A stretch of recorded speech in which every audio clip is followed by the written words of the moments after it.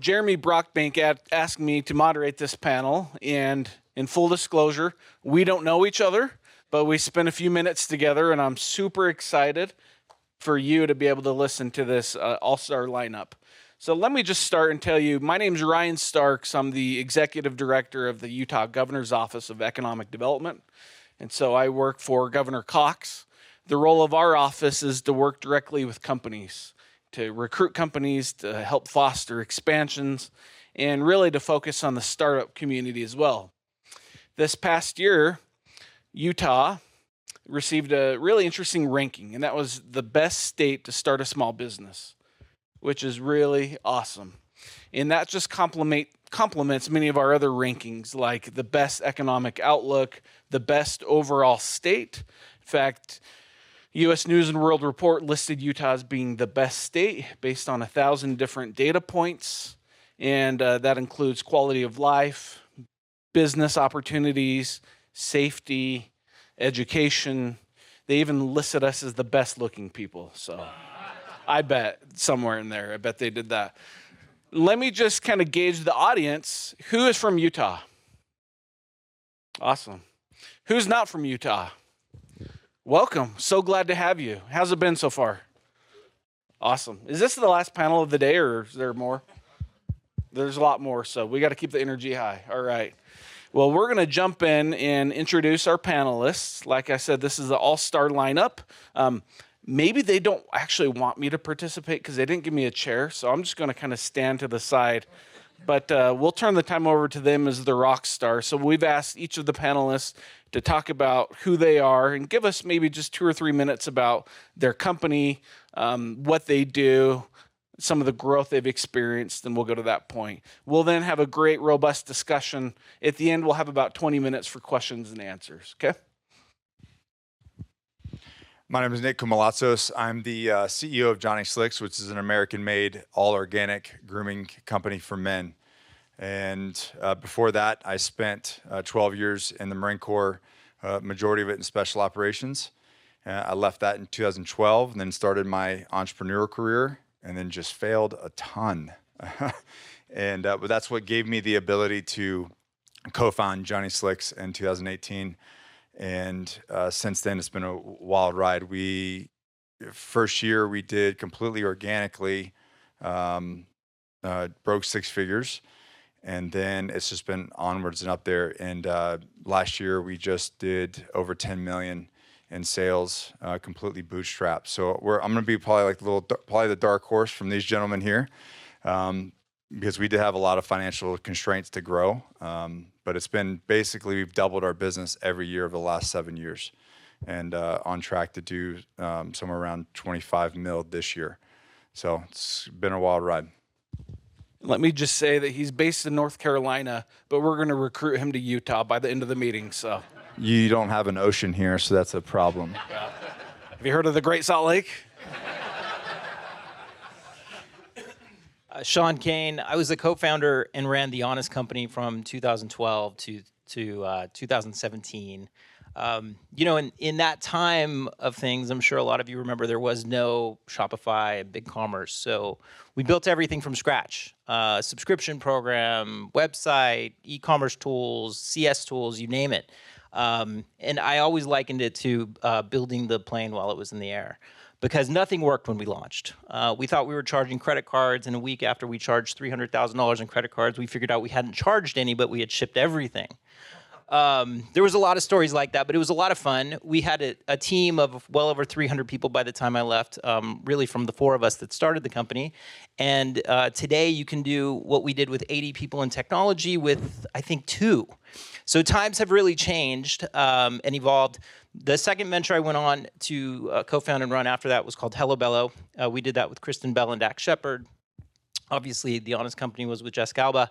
I ran that company till 2022. We grew steadily. And congratulations on that growth, by the way. That's incredible.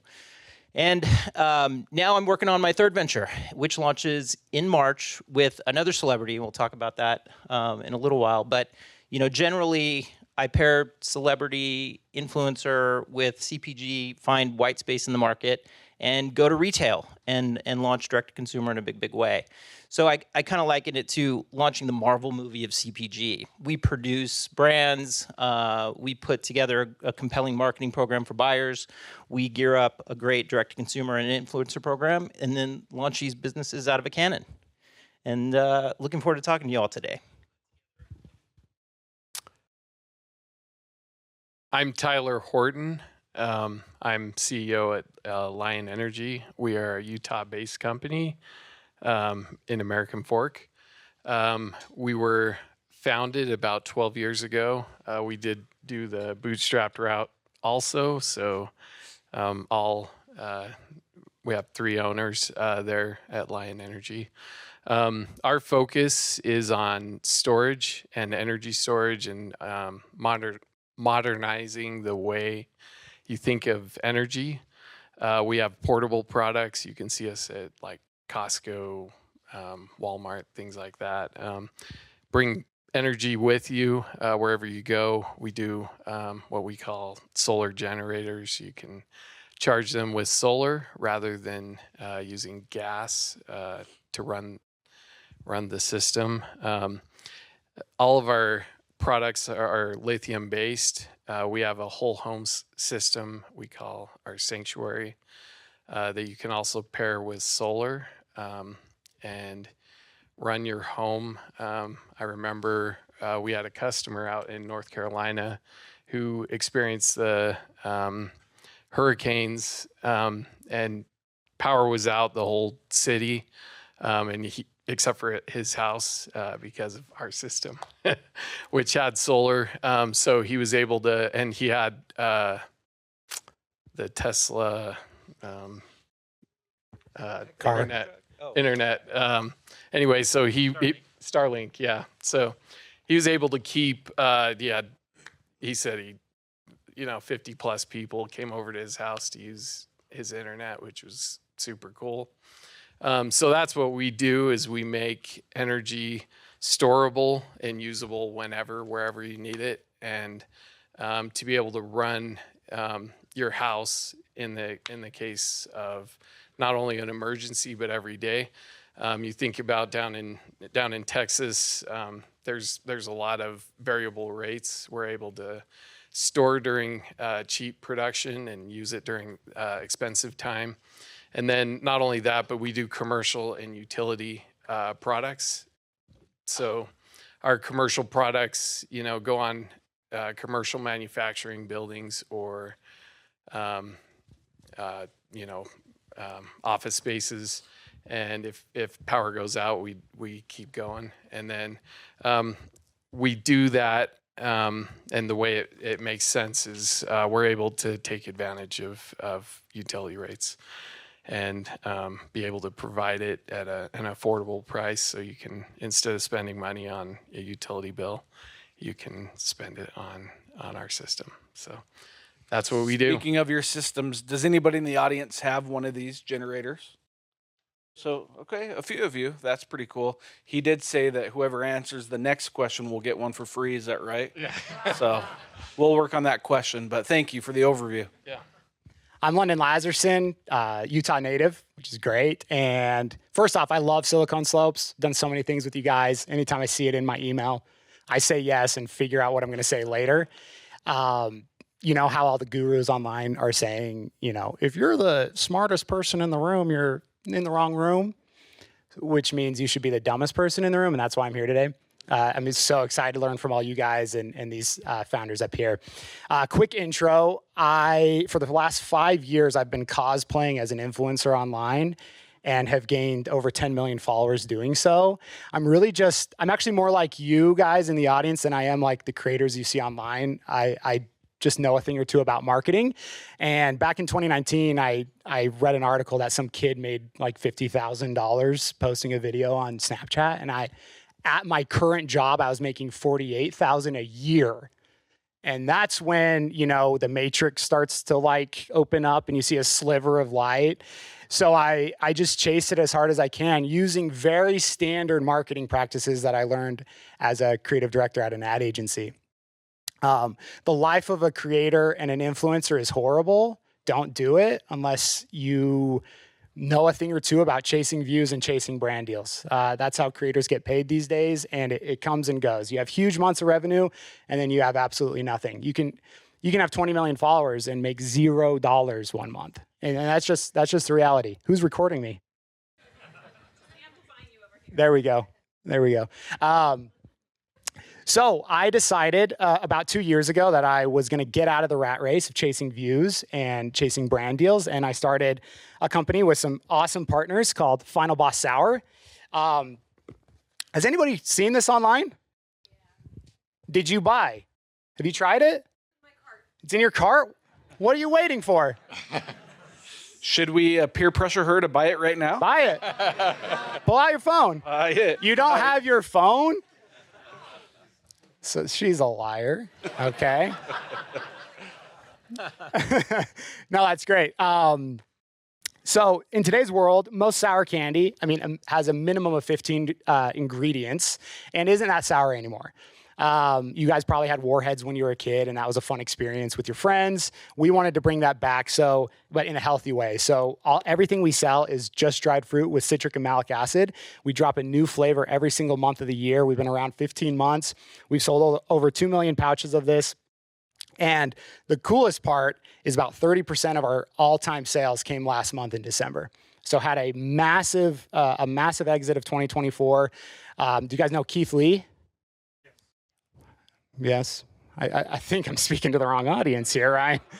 You guys on social media? Heard of Facebook? Keith Lee, one of the biggest food critics in the world right now, happened to stumble upon our product, posted a video, and we had our biggest month in sales ever.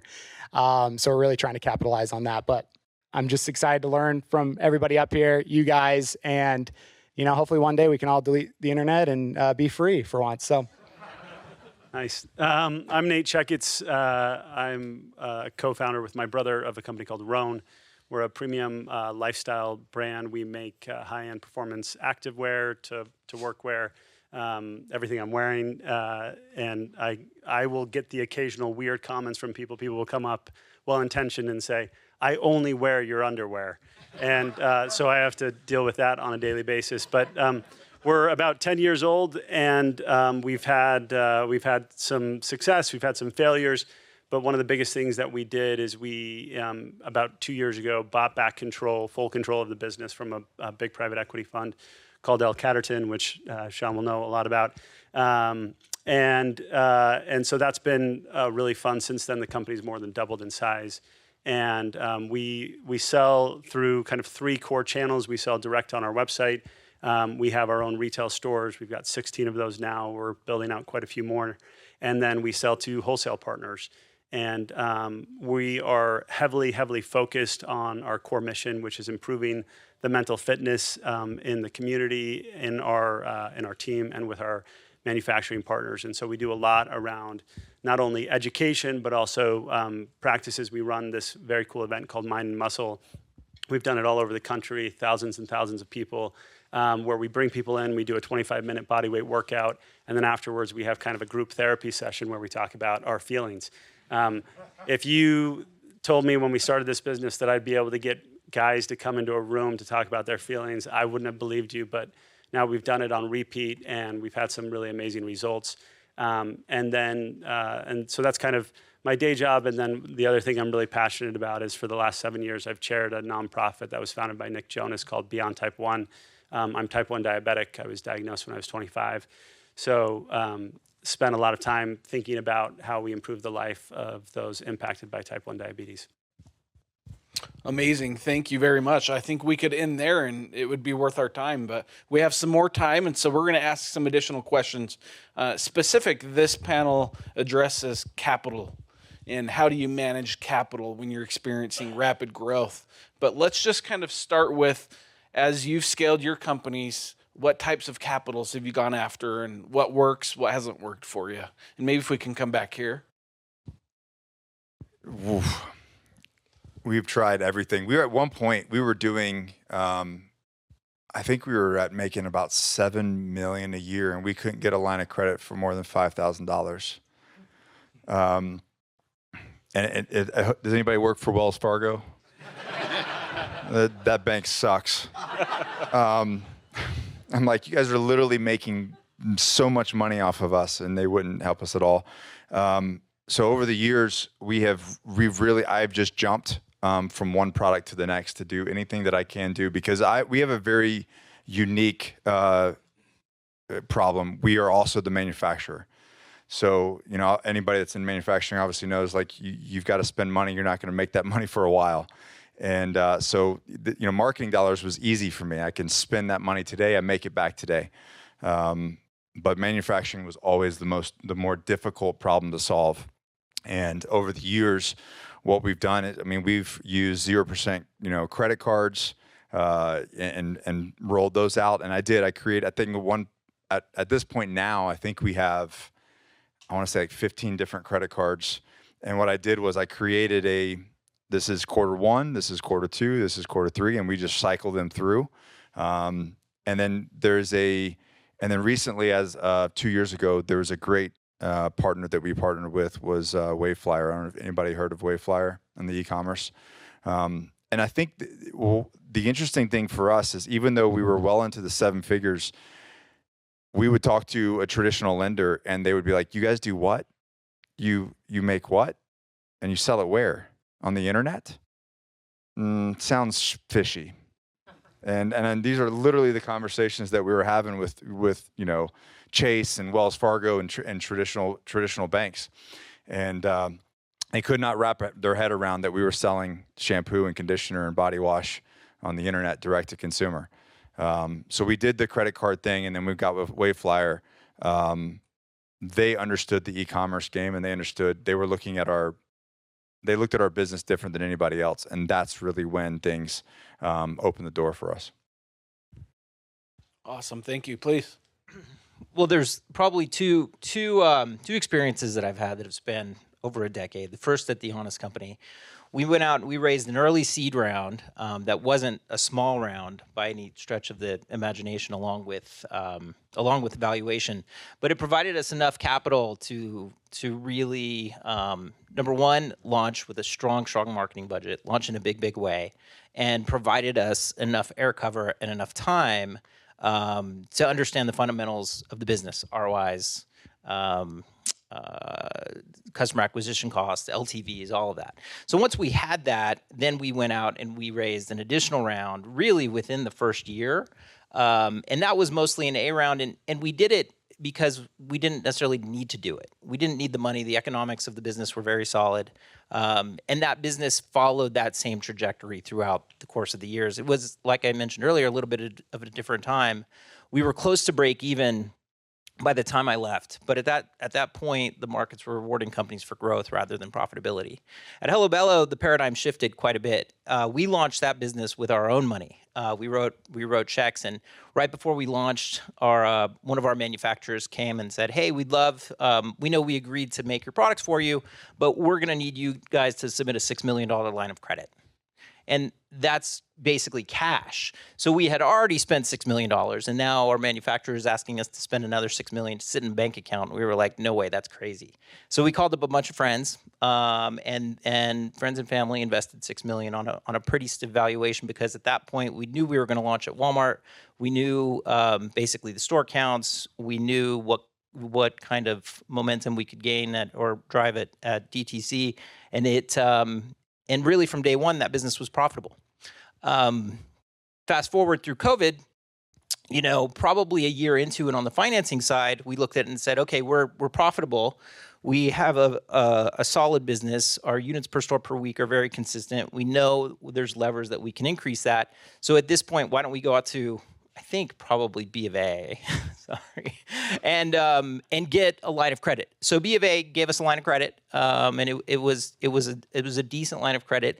And then COVID hit, and I remember calling Jen, who was our CFO and co-founder. I went to business school with her, and I said, "Take down the entire line of credit today," because you just didn't know what was going to happen. So we were capitalized at that point and had money in the bank, but I just wanted to make sure that money was there, depending on what would happen. So a couple of years later, or rather, later that next year, we went out and we were approached by a handful of VCs to invest in the company. We decided to take that investment. We had aspirations to build a factory and a warehouse, which we did. We built the first diaper factory in the U.S. We had 4 different lines, and we had this thesis that making your own products allowed you to control your margin. It allowed you to innovate. It allowed you to look at R&D, and it allowed you to overall control your costs. So there's this notion of ordering real time what you need, when you need it, being able to customize and personalize for the customer. And if you control that value chain, you can do it. It probably in retrospect was way more difficult than we thought. Standing up 4 diaper lines in the US has never been done by a private company, and never at the same time within 12 months. So it was vastly more expensive, especially coming out of the supply chain crunch from COVID. Prices escalated, and at the same time, we moved our entire facility from Valencia, California to Texas in a world where now trucks were costing $8,000, $10,000 to go 1,400 miles, whereas 6 months earlier it was costing $2,000. So it was exceedingly expensive, and at that point, that's when you have to really have the ability to go find and secure more financing to make sure that you're able to invest in the long-term vision of the business. And so, one of the questions was talking about how do you choose the right capital partner, and to kind of front run that question for me, it's having a capital partner that looks at the long-term vision of what you're trying to do, understands it, and when they're approached with alternate financing options that might or might not include them, they're agreeable to it, right? So we were in a position where we could have gone public. Our capital partner at the time wasn't supportive of that. We were in a position where we could have brought in more capital. The same capital partner wasn't supportive of that. So I think what you need to do ultimately is to find a capital partner when you're raising money that is very supportive of the long-term vision, can understand the ups and downs of needing more cash, and doesn't get in their own way with respect to being able to put money in.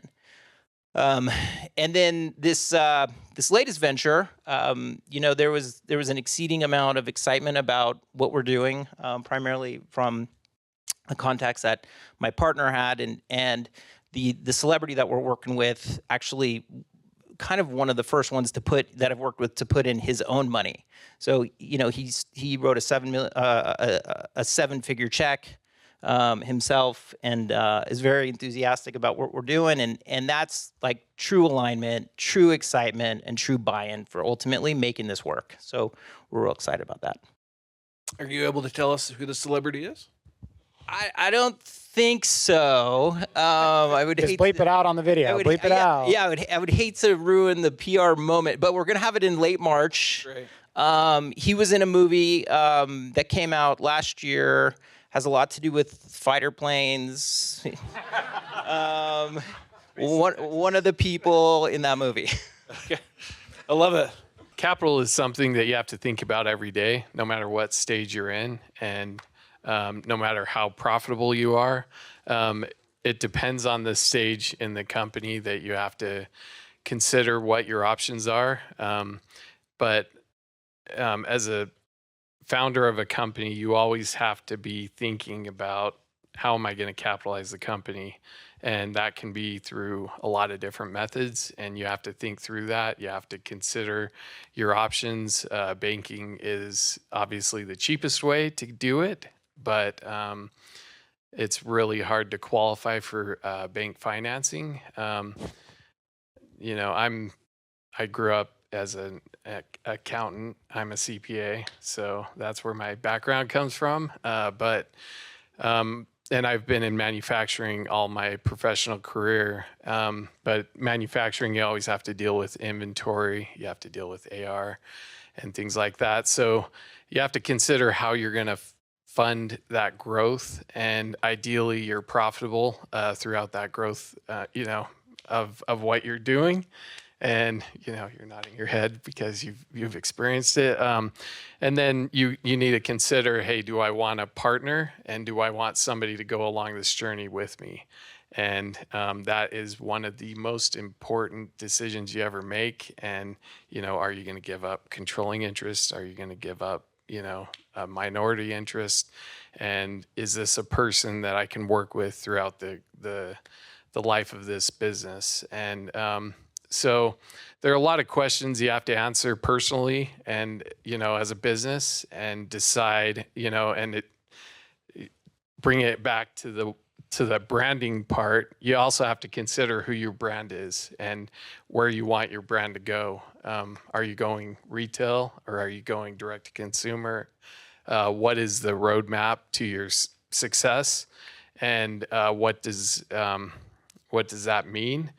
And modeling out, being a boring accountant is really awesome because you're thinking through numbers, and you have to think about the direction you're going, and what does that mean with the numbers, and what is the end goal of the company. So that's what I would say. Awesome. Great advice. Same question? Yep. Because I remember it. Good. I know what I'm talking. Just kidding. Something I wanted to touch on here too is just really quickly, who you partner with matters so much, whether it's a business partner or a capital partner. I often see so many young entrepreneurs, me included, who partner with people who are just like them, right? They get along, they both do the same thing. And I don't know how it's like with you guys, but for the first time I've started and failed 5, 6, 7 different LLCs in the last decade. And every single one of those was with my best friend, and we are the same person. So finally I ditched him. We're still friends. And went out and found a partner who was more like a CPA. And Final Boss is thriving now. So I think if you guys are in that world of who are you going to work with, who are you going to start with the business with, find somebody that complements you, and opposites attract, right? I was the funny guy online, and he's the nerdy guy on the computer, and it's just working flawlessly. Talking about, we just closed our first seed round, and we're a little bit different in the way we think about our company, right? We're a sour candy company who challenges people to eat something sour. And we genuinely, so in this box, this is our VIP pack. You get 3 levels of 3 different fruit, right? So you can rank up in your sour tolerance. And we were thinking really early on, what are we gonna do with our marketing, and how much money are we gonna put into our marketing? And really quickly, we decided we just wanted to be an entertainment company, because in the beginning months of our brand, our first time purchases were really low, but our second time purchases were really high. So our theory was, people just need to try it. People just need to put this in their mouth, and they'll put it in their mouth time and time and time again. That's what she said. And sorry, I'm getting canceled. So we then took the big pivot of putting way more of our dollars from the seed round into just becoming an entertainment company. We've since done about 300 million organic views on our YouTube, TikTok, and Instagram channel, just creating funny content that has nothing to do with our brand. We just shot this funeral bit where the grandpa's dead in the casket and his mouth is a little open, and a kid goes and dumps Final Boss Sour in it, and he wakes up. That's it. We don't even show we show the product for like 5 seconds, but what that does is it fills our top of our funnel, gets all our first clicks, first time purchases, and then we're really cashing out on the second time purchases. So a lot of our capital is just going into entertainment, which can be scary if it's the wrong concept, because we've had a lot of flops where, we're putting $20,000 into a video and 17 people watch it. I don't know how much we paid each person to watch it, but it's a lot of money.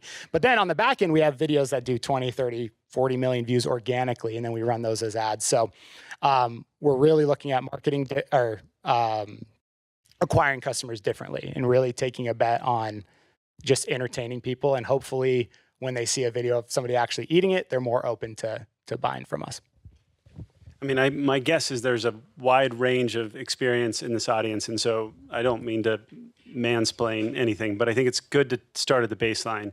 There's really 2 types of funding for businesses. There's equity funding, which is taking a piece of the company in exchange for cash, and then there's debt financing, where you still have to pay it back, but you're not giving away a part of the company. And there's all kinds of hybrids and models in between, and there's various vehicles that you can use for all of these. And I think what's changed I assume that we don't have anyone in this room who is in AI because you're not looking for money because people are throwing money at AI right now.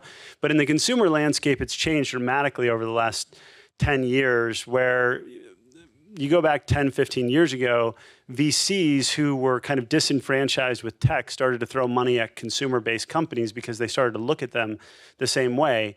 And the challenge is when you're using these proceeds, you really have three big cost centers. And I know people don't want to refer to people as a cost, but it is a huge use of cash. So if you hire employees, if you hire consultants or contractors, that's a big use of capital. If you spend money on marketing, that's a big use of capital. And then in the consumer space, inventory is a big use of capital. And depending on what your supply chain looks like, that's really going to impact what your cash flow cycle looks like. So if you're the manufacturer and you're also selling it, your cash flow cycle is going to be even longer, based on a couple of different variables. And so I think when it comes to this topic of extending your business on limited capital, there's a lot of things that I would have done differently. The first is do not use, these are general statements, but generally do not use equity financing to fund inventory. That was probably the biggest mistake that I made early on is we were growing so fast and I just needed money to buy the inventory so that I could service the end client. And meanwhile, we're giving a piece of the company away to fund a sale. And it gets very expensive to get that back in the long run. The second thing that I would say is, because of the role that tech plays in the investment community, there's a desire to grow really, really fast and to grow at all costs. You will see as you look at the investor community, they go through these big cycles. I live in Connecticut. 80% of my town, like if you ask a guy what they do for a living, they work in finance. I'm like the only guy on the little kids soccer pitch. I'm like, I sell clothes for a living. And they're like, I'm buy-side equity financing, mumbo jumbo. So the thing about what you will realize is these guys move up and down with financial cycles. And even though they preach patience and tolerance, they're the first ones to freak out when things go really, really wrong. Our private equity partners told us the same exact thing. Pull down your full credit line when the pandemic happened because nobody knew what was going to happen. I spent almost $1 million of interest servicing debt that I didn't even need because the company was cash flowing fine. And so what I would say is don't buy into the hype of just trying to grow at all costs. Try to build a really strong business that will start to fund itself over time. That puts you in the king position because you can negotiate.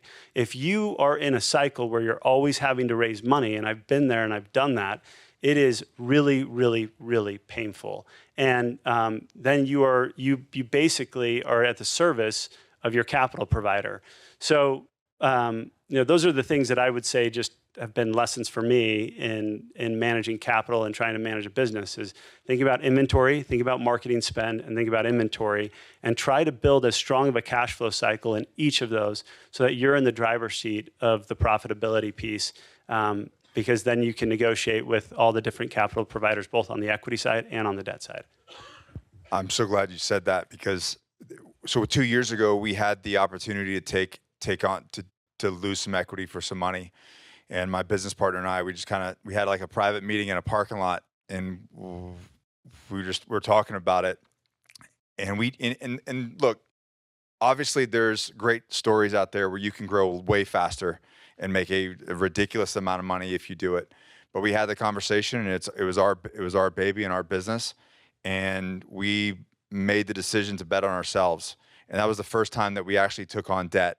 So we decided to do debt instead of lose equity and maintain control of the company. And yes, we knew that it was going to grow, even though in our minds, we've grown really fast. I mean, we've doubled the company every single year. It's minus 1 year that I took my foot off the gas, and that was my fault. I think I was just worn out from COVID. But we did, and we've heard horror stories about that, and then really just losing everything that you've built based off of that. Not to say that it can't happen, but so we did exactly the opposite of that. Is we bet on ourselves, and we just grinded it out to get to where we're at today. And we don't second guess any one of those decisions because we've been able to provide, and I'm glad you talked about people, because we've been able to scale our business and provide jobs for American employees in our community, and it's been a beautiful thing. I totally agree with the one caveat that you can do an equity deal and not have to give up control or autonomy or decision making. And that puts you in a position where you're well capitalized and you're going to give up equity, of course, and your upside. I've always been a little bit less concerned about, giving away portions or equity and upside to the company, because ultimately if the business does well, then everybody wins. And so I've been less concerned about getting more of my share, as long as, everybody does well together. I think just the one caveat is, maintaining control, maintaining autonomy, being and having the majority of the board does matter. If you don't have the majority of the board seat isn't really going to do much for you, or your perspective for the company. It goes back to the right partner. Yeah. And the devil's in the details in all of these deals. If you think about it from kind of a continuum, on the left side, you have venture investing, which tends to take minority positions, tends to, kind of try and accelerate growth in early, it's seed A, B, C, D. Then you'll have growth stage investors who tend to, take a bigger chunk of the company. They're not generally taking control and they're trying to get the company to the next phase. And then you have private equity, which generally does tend to be control-oriented positions. And there's pros and cons to all of these. And it depends on the company and it depends on what the objective is. Private equity exists for a reason. It's very, very effective at driving growth in companies, but it really depends on what you're trying to accomplish over time. And I have friends who have been part of billion-dollar exits who have made less money personally than people who have been part of $50 million exits because they've owned the entire business. And so there's not a right answer. There's trade-offs. And I think when you're creating these conversations and you're doing these term sheets, the devil is in the details. You can do a minority position with a growth equity investor and still lose your shirt because you give all of the control provisions to them, even if they don't have a majority. And so it's a tricky and complicated subject, and there's not necessarily a right answer. The main thing is be as informed as possible when you're making these decisions. When you're going into that, parking lot with your partner and you're thinking through the pros and cons, it's really a good idea to slow down and think about, what am I trying to accomplish with the business? What's the long-term exit scenario that I see here? What do I want my quality of life to be? Because the partner and the amount you give up can dramatically impact that. So I think those are all the different factors that you need to consider. I would add to that, and something you said earlier is you need to think about where you're going with your company, because some of the funding decisions is what do you do with the profit that you have in the business and where are you going to spend it.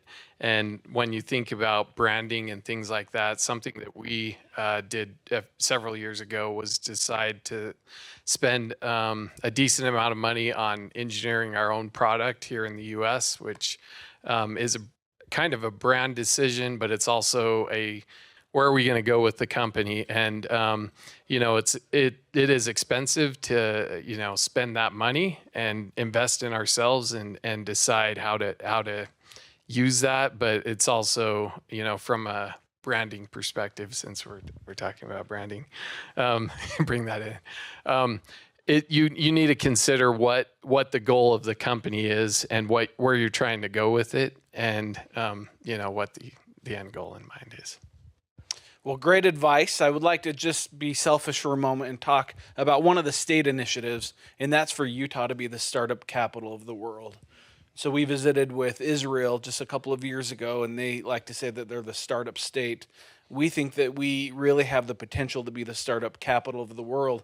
In fact, we launched a new website to support entrepreneurs this past year, because if you're an entrepreneur, you may go to a bank or to a university or to a family or a friend and say like, hey, what resources, what support can you give me? And so we rolled all of these resources into a journey in this website, and that's startup.utah.gov. And so I would encourage all of you to visit that site, startup.utah.gov. And so the last question has to do with entrepreneurship, and that's, we have 331,000 small businesses in Utah. So in 60 seconds, if you can just kind of wrap up by saying, what does the future of entrepreneurship look like? And what advice would you give to the audience? 60 seconds. Let's start with you. I mean, I just want to state how incredibly lucky you guys are to be in this state. My first company I started at BYU when I was here, and this infrastructure did not exist. You know, you couldn't. There were a couple angel networks. And so I think the future of entrepreneurship in the state is incredibly bright. Just every year I come back and I feel so privileged to be part of Silicon Slopes. You know, I was kind of I was excluded because I was on the East Coast, even though our warehousing is here and we've got several people on our team here. But I just think the future in this state is so bright. You've got a motivated government and you've got an incredible ecosystem. And so taking advantage of that, asking questions, being curious, networking, you guys are doing all the right things because that's how that has made a huge difference for me, is just being surrounded by great people. When I was at BYU, my professor asked to take a percentage of my first company in exchange for a bit of advice, which in hindsight felt so wrong. And now to look here and to think about all the mentors and people and free resources that the state is providing is just, you guys have a huge, huge advantage. And I don't think everyone realizes how lucky and different it is. Thank you. It's definitely bright. The future of not only entrepreneurship, but also content creation is very bright.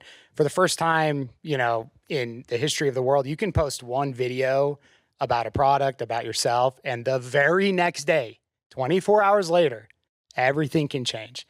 Whether you gain 100,000 followers, whether you start a company. One of my vertical businesses, I do content for other brands, and this guy started a cloak company. He launched his idea on TikTok.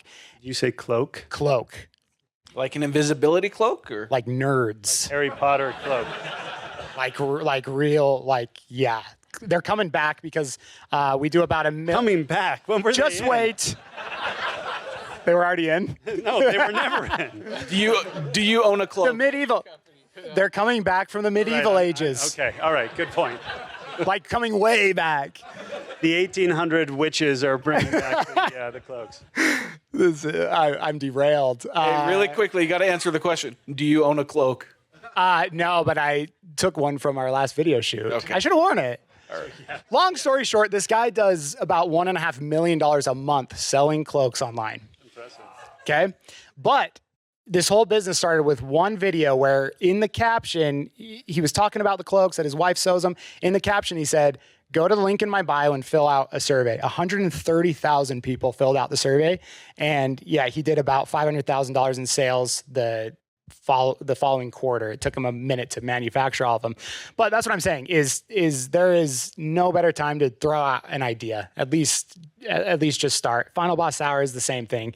Once people started trying it, it took off. So stop telling yourself all the excuses. It's so easy to create fake stories in your head about failing and your family laughing and your dad disowning you. That will all happen, but just move forward as quickly as you can. I would throw out the idea. I think entrepreneurship is awesome. The future of it, and it's mostly because of people.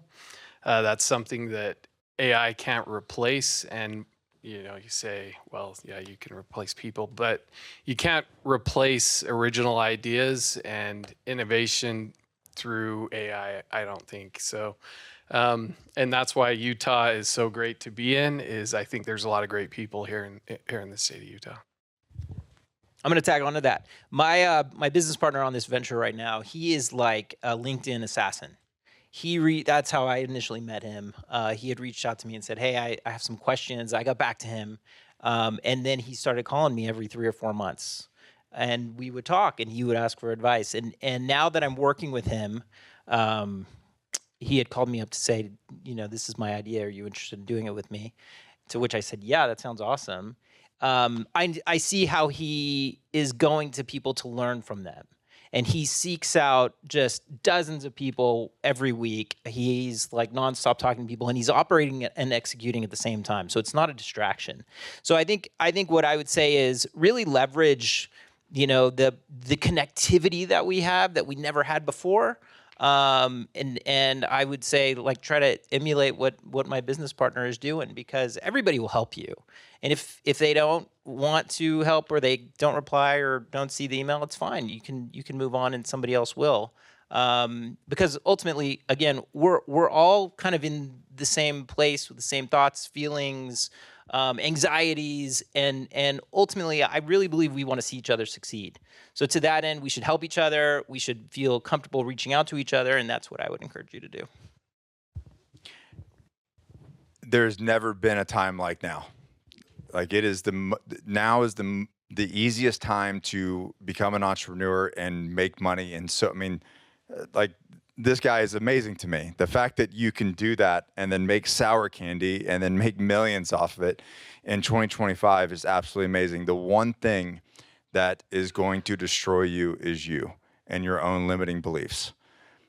The stories that you tell yourself from your childhood, the things that your parents told you, the things that your teachers told you, that is going to create the stories in your head that you're going to tell yourself, that those are the negative mantras in your head. They're going to keep you from being successful. Why do con artists are so successful? They believe their own shit. They believe it so much that they get you to believe it. And that's the reality. Your own limiting beliefs is what will hold you back. And if you can tackle those, man, sky's the limit. Awesome. Amazing. Thank you for your words of wisdom. So we have about 10 minutes for questions, and we'd love to turn the time over to the audience. Following this presentation, everybody's supposed to go down to the second floor. There's another big panel discussion going on. So in about 10 minutes, please. So I have a question to you. So you spoke about continue to be bootstrapped or run your own, the company with your own money, the business generates, right? I run a medical e-learning platform company, right? I have around 120,000 subscribers, mostly focusing on Asia and Africa and Middle East. The point is that the ambition that I have is large. Currently, I only focus on 3 specialization of medicine subject, that is oncology, cardiology, and psychology. There are 14 more to cover. There is ambition, there is plans, the content is ready. I need to go to the market and I need money, right? But I'm caught up in between the thoughts of what you said versus the ambition that keeps pushing me. So how do I handle that thought? I mean, just to be clear, I did not say everybody should bootstrap their company, because I don't believe that. What I do believe is that everyone should consider whether or not they should bootstrap their company. And I think the challenge that you have in software is there's a speed to the market ratio. And in software, oftentimes there's 1 or 2 winners. One of the nice things that my first company was a mobile software company. And so I learned that lesson the hard way. And I got outraised. We built what is now DoorDash and Seamless back in 2007 using natural language processing. But we got outraised by orders of magnitude. And in hindsight, what I should have done is I should have raised a lot more money than I did. So it depends on what the ambition is, what the market is. In clothing, there's going to be, 10 new billion-dollar clothing companies, and yes, they're going to be competing, but it's different. So it just depends on what your ambition is, what your outcome is, and ultimately what your needs are to service the business. And I think it just is highly dependent. But I do think every entrepreneur should be asking themselves, can I do more with less? Because the other thing that is true is getting loads of capital. I'll never forget the first time we got our capital raised in. I saw it in the bank account. I was like in tears. You will make bad decisions when you have excess capital. You just will. You'd be like, yeah, we need that fridge. Before you'd be like, I'm just going to bring my old fridge from my house in. Like so capital doesn't solve every problem. And so that was the main point of what I was trying to say. Thank you. Thank you so much for all of you being here, and we've learned so much. My question is I have the opportunity to partner with a celebrity, and no, and it's a she, but our missions really align, and she is in my industry, and so I know that she could be a good influence on the company. Where I'm struggling with is it worth in that kind of scenario to give up some of the equity? I feel like we really could be collaborators together and not just like an influencer. Is that a good thing to do, or should I just focus on, okay, let's just cut a deal outside of equity, or, if your missions really align and you know that person can kind of help propel your business quicker, then is it a good idea to get into that and maybe not, give up control, but some of the equity? I feel like the celebrity guy should answer this. We said no to a lot of celebrities, but Yeah, I do have a perspective here, and it comes back to authenticity. The days of getting paid $50,000 to post or sell cloaks or whatever it is, like those are very real opportunities and real moments and can drive value. What I've noticed, because I've launched more than 3 of these types of companies, I've launched others, and the others you haven't heard about because they didn't work. Generally, they didn't work because I think a variety of reasons, many of which were my fault, some of which weren't, and the some of which weren't was our co-founder celebrity partners weren't as invested as we were. They can get into this position where they've done super well and they don't need it to work. And so if they don't need it to work, how much work are they going to put into it? And that's generally the question I ask is, how invested are they? Are they going to be excited to talk about it? Are they going to be able to weave it into how they story tell about their lives and their family and the image into what they do? And if they are, then and the audience is sizable, then giving up equity is fine because you're going to get paid back. And it's the same thing as financial capital. It's just social capital that you're rolling into financial capital, so you don't have to ultimately pay $100 for customer acquisition or whatever it is. So I think it's amazing. And when everything is working together and the celebrity or influencer are very engaged and they want to see the business succeed and they feel responsible for the business succeeding, it's a no-brainer. yeah, I would just add to that I think there are so many examples of celebrity-driven brands that have been incredibly successful. Now we've got influencer and creator-driven brands that are also being successful. The big delta between those that work and those that don't is how committed the person is. And so the most important thing is how honest of a conversation can you have with that person now, and how many hard conversations can you have to make sure that, say, this is not going to be a straight line. There's going to be bumps. Are they going to be committed? Because to his point, there are a lot of celebrities that don't need it to work, whereas if it's your business, you have to have it work. And when those values start to differentiate, that can create difficult feelings between founders, and there's a lot of times it falls apart.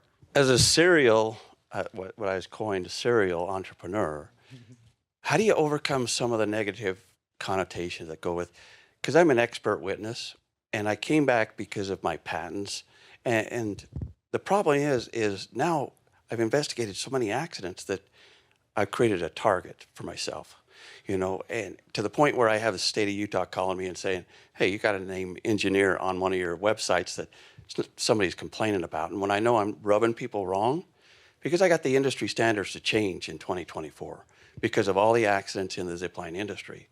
But now it's like I want to launch something, and I got the best product out there, safest product in the world at Park City Mountain Resort we built in 2002. But I can't get it out there because everybody knows who Troy Richardson is. Any ideas? I mean, do you go on full on rebranding, or you just say, no, I'm staying here because I'm changing the standards?